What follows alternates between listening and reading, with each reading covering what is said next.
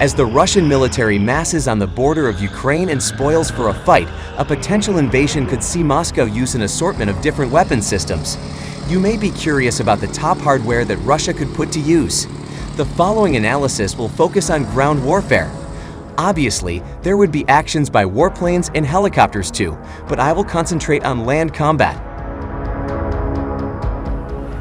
These are the top 5 weapons the Russians could employ in an attack on Ukraine.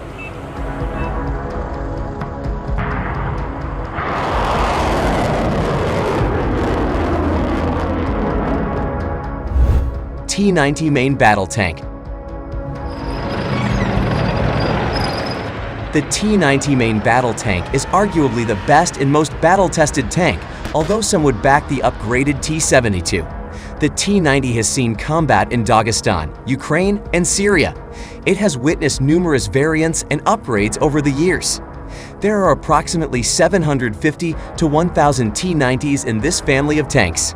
The armor is the top selling point when it comes to this tank.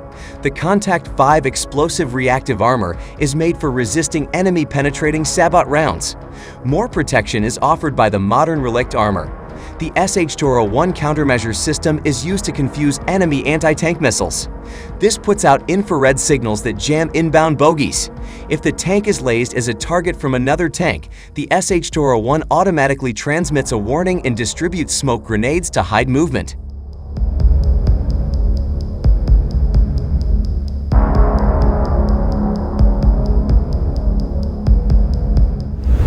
Koltsia self-propelled howitzer. The Russians also have a new and lethal self-propelled tracked howitzer called the Koltsia SV that is similar to the American M109 Paladin. Self-propelled howitzers are able to shoot a fire mission and scoot away to do it all over again.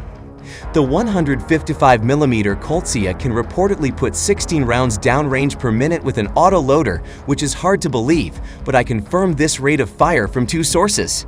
That auto-loader must be effective to shoot so fast.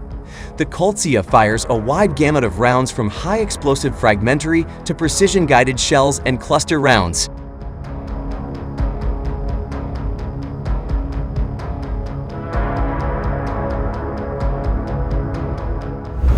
Rakashka Armored Personnel Carrier.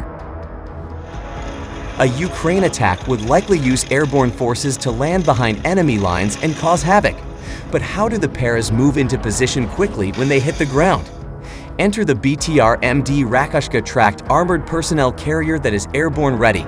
The standard model that carries 13 troops is lightly armed with a remote-controlled 7.62mm and probably a 30mm grenade launcher as well. But there are more muscular variants that would give the Ukrainian fits if attacked from behind or flanked. There's an anti-tank version that is equipped with Kornet-guided missiles. There are also radar-equipped models and a command and control variant.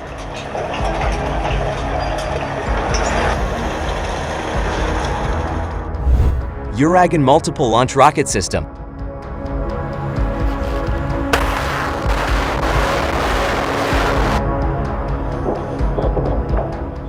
The Uragan 1M is a truck-mounted multiple launch rocket system that could cause much damage to Ukrainian troops if deployed. It has 2 pods with 12 quick-firing launch tubes. The 300mm rockets are equipped with 617-pound warheads. The Uragan 1M has a top range of 55 miles. There is a wide assortment of rockets for many types of targets. The standard warhead is high-explosive fragmentary. There are anti-personnel, anti-tank rockets, cluster, and incendiary warheads. Iskander surface-to-surface missile.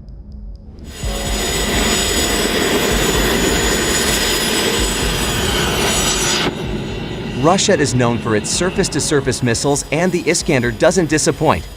This is a road-mobile system that fires a short-range missile. The Russians reportedly have 136 Iskander systems. Those are impressive numbers that could threaten Ukraine. There are 2 missiles per truck, and they can be launched in 60 minutes. The Iskander also has a bevy of missile options to choose from.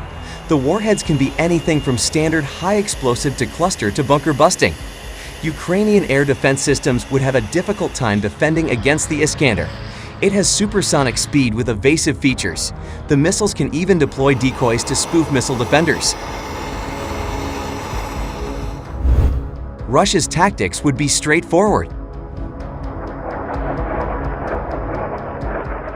So, as you can see, Russia has quite the assortment of weapons platforms to strike Ukraine on the ground, and this does not even include air combat from attack helicopters, fighters, and bombers. To be clear, I don't see the Russians doing anything tricky or revolutionary if they did attack Kyiv or invade. Their tactics would be fairly straightforward. They would use overwhelming mass and numbers. They would prep the battlefield with a shock and artillery attack. The road mobile and self-propelled features would enable them to stage artillery systems along the border. Then the airborne attack could start. The Russians would likely land near Ukrainian airfields and take these over. The tanks and armored personnel carriers would stream in. And remember, the analysis above is just thinking through a conventional warfare strategy. The Russians are also clearly skilled at irregular warfare too. There would be offensive cyber attacks and electronic warfare jamming of Ukrainian radars and communications. Disinformation attacks such as fake text messages to enemy soldiers telling them to give up and fake social media posts to confuse the citizenry. However, let's not get carried away. The Ukrainians will fight back valiantly in any of these scenarios. Russian capabilities do not automatically mean there is an intent to use. The international community would conduct serious financial sanctions against the Russians to punish them for an attack. Although the Russians certainly have the offensive tools to make the world shudder at the thoughts of a potential invasion.